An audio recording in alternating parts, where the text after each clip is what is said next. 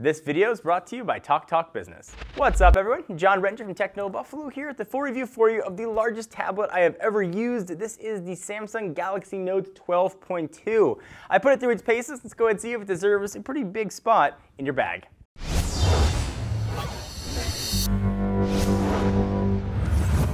As I do with all my devices, I want to give a disclaimer before we jump in. I use this as my only tablet for 10 days, and Brandon Russell, who did the written portion, used it for 5. I'm going to go sort of top level in the review. If you want to get more granular, hit the link down below to go to Brandon's full review, a lot more pictures and detail there as well.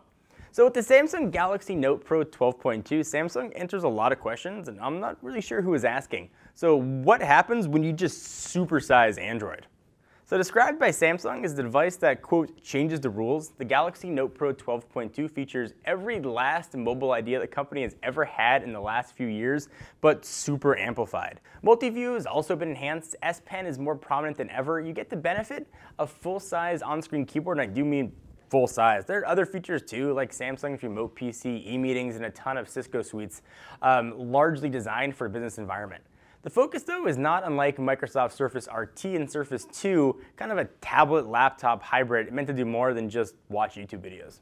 So the version we had the pleasure of reviewing was octa-core, which is really just 2 quad-core chips, one at 1.9 GHz and one at 1.3 GHz. It's got an 8-megapixel camera on the back, although just don't be this guy taking just gigantic pictures. It's got 3 gigs of RAM, which is really important for multitasking. We'll talk about that a bit later. A beastly 9,500 mAh battery. It's got the S Pen, Wi-Fi, and 32 gigs of internal storage. It comes out of the box with Android 4.4.2 KitKat, and also micro SD support, a single USB 3.0 port, and other ports that you see often, including a micro USB port, 3.5mm headset jack, and a few others. Samsung also offers an LTE equipped model, which you can make it like, say it's like the Galaxy Note 12 and just make phone calls. But that model is only going to support a Snapdragon 800 chip. So bear that in mind. If you need more cores, not going to get LTE. All right, so let's just jump right into design because it seems mostly about the design. It's big, but you know all that. At 11.6 inches long and 8 inches tall, that's a behemoth. Let that sink in for a minute. 11.6 inches long. This thing is absolutely huge. With a screen of 12.2 inches, however, Samsung's behemoth Note Pro teeters on the edge of necessity and the tablet Bermuda Triangle.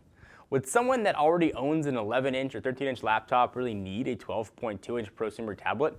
Usually, when I review devices, I try and figure who it's going to be for and put myself in that mindset. I had a really hard time figuring out who this tablet was going to be for. So even if the Note Pro promises to be more a convenient and portable option, this isn't like a Kindle Fire HDX, which is focused solely on providing consumers with the platform to consume. This is an everything in the kitchen sink 2 device stuffed inside a really, really large tablet body, supposedly putting your business needs first and consuming needs somewhere else in the periphery. So if you want to think of this, think of it as an adult tablet if there really was such a thing. Just an adult tablet, you need a giant bag to carry around. A tablet this size, you'd expect to be a multitasking powerhouse, and I think Samsung actually did a really, really nice job with this, with a few caveats.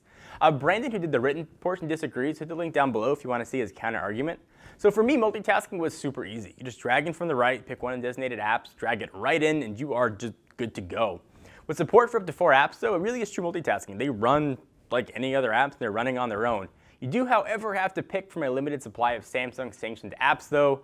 It worked well for me, and situations like these, this is really where the 3 gigabytes of RAM came in handy. I wish that all apps could sort of do that multitasking, but no, it's only the Samsung ones that get that blessing. So since it is a Note model, the S Pen is here and handy, but it doesn't add anything they haven't already seen on the Note 3. It works, you can draw with it, and it works like any other stylus you'd expect. As expected, though, watching movies is awesome on its 12.2-inch display. It's got a 2560 by 1600 screen. Built-in speakers provide a nice audio and a real enjoyable experience. I actually really loved watching movies on this, just propping it up on my pillow and just sitting there and watching. For games, though, I think the tablet's a bit too big. You have to hold the device with 2 hands, but you can only go back as far as your arm, so you can't really go back that far, assuming you aren't using a Bluetooth controller. It actually made me feel a bit dizzy playing games on it, but your experience might differ. So with this tablet, Samsung really didn't change much. They just made it bigger.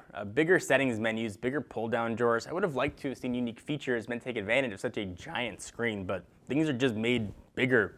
The The Note Pro 2 does it better than most Samsung tablets, but really not by much. Frankly though, the cost of the Galaxy Note Pro 12.2 compared to other Samsung slates isn't warranted. I think you might be better served to buy just a Nexus 7 or Chromebook or just a cheap Windows laptop.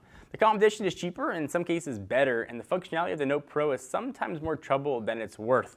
Think of like Remote PC and the Magazine UX who need additions? Kind of. There might be a small group of consumers out there who crave a 12.2-inch tablet, and I try to imagine who they were, but I think there are probably people that might be more interested in smaller form factors, which seem to be really where the tablet market is trending. Samsung's got a tablets that offer sizes for every single market, and this is certainly at one extreme end of that market. The Note Pro's battery is pretty great, and the build quality is pretty top-notch too, but taking into consideration everything, is this really worth $750 or $850 depending on which model you get? Not many consumers, I don't think, are going to be convinced, no matter how many competition-bashing commercials Samsung releases. So to really get full usage out of the Note Pro, you need to purchase the external keyboard.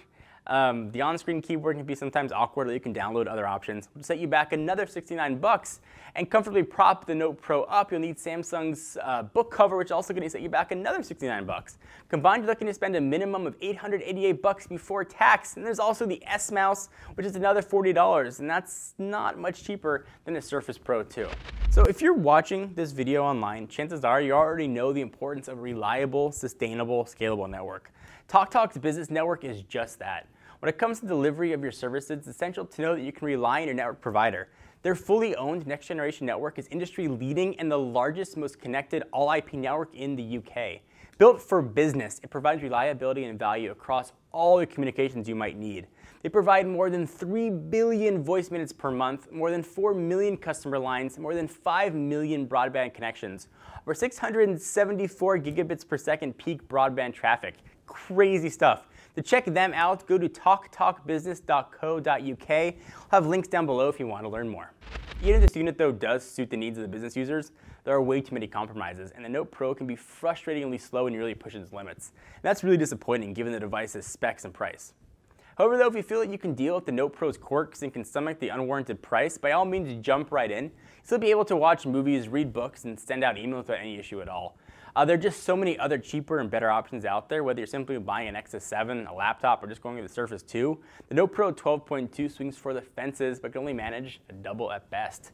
This gets a 7 on the Techno Buffalo scale. It offers a lot of features. It comes down to price and whether or not that giant screen is going to be usable for you. I like phones to be bigger. I haven't always liked giant tablets. I prefer a smaller screen size.